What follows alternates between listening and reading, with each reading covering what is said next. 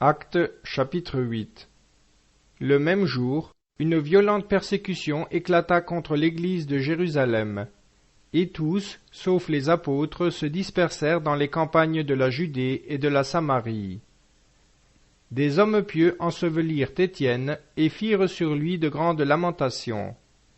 Et Saul ravageait l'église. Pénétrant dans les maisons, il en arrachait les hommes et les femmes et les faisait jeter en prison. Ceux qui étaient dispersés parcouraient le pays annonçant la parole. Philippe, étant descendu dans une ville de Samarie, y prêcha le Christ. Et les foules étaient attentives à ce que disait Philippe, en apprenant et en voyant les miracles qu'il faisait. Car les esprits impurs sortaient de beaucoup de démoniaques, en poussant de grands cris.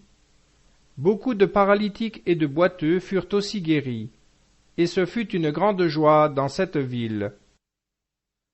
Or, il s'y trouvait déjà un homme nommé Simon, qui pratiquait la magie, et qui émerveillait le peuple de la Samarie, se donnant pour un grand personnage. Tous, petits et grands, s'étaient attachés à lui. Cet homme, disait-il, est la vertu de Dieu, celle qu'on appelle la grande. Ils s'étaient donc attachés à lui, parce que, depuis longtemps, il les avait séduits par ses enchantements. Mais quand ils eurent cru à Philippe, qui leur annonçait le royaume de Dieu et le nom de Jésus-Christ, hommes et femmes se firent baptiser. Simon lui-même crut, et, s'étant fait baptiser, il s'attacha à Philippe, et les miracles et les grands prodiges dont il était témoin le frappaient d'étonnement. Les apôtres, qui étaient à Jérusalem, ayant appris que la Samarie avait reçu la parole de Dieu, y envoyèrent Pierre et Jean.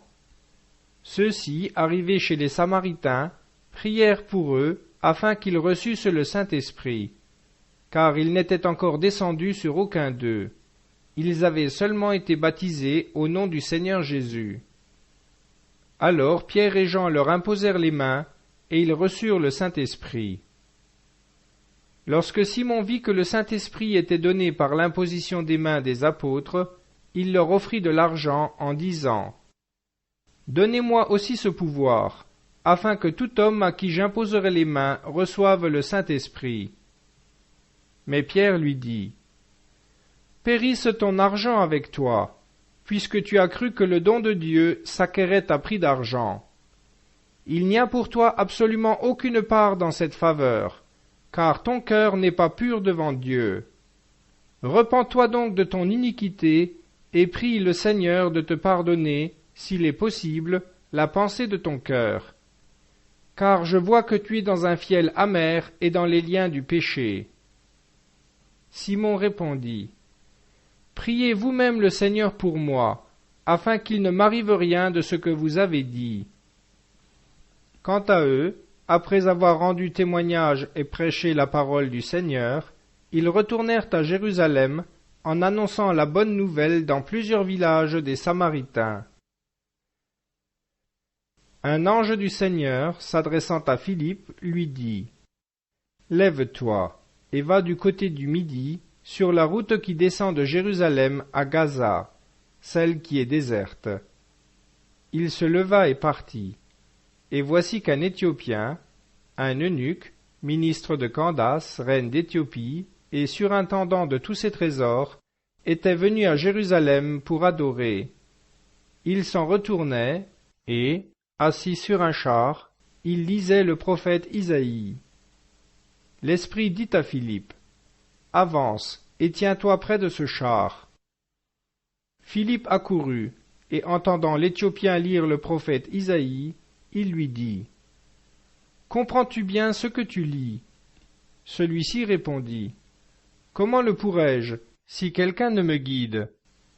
Et il pria Philippe de monter et de s'asseoir avec lui. Or le passage de l'Écriture qu'il lisait était celui-ci : « Comme une brebis, il a été mené à la boucherie, et, comme un agneau muet devant celui qui le tond, il n'a pas ouvert la bouche.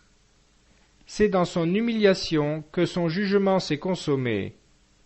Quant à sa génération, qui la racontera? Car sa vie a été retranchée de la terre. L'eunuque dit à Philippe: Je t'en prie, de qui le prophète parle-t-il ainsi? Est-ce de lui-même ou de quelque autre? Alors Philippe, ouvrant la bouche et commençant par ce passage, lui annonça Jésus.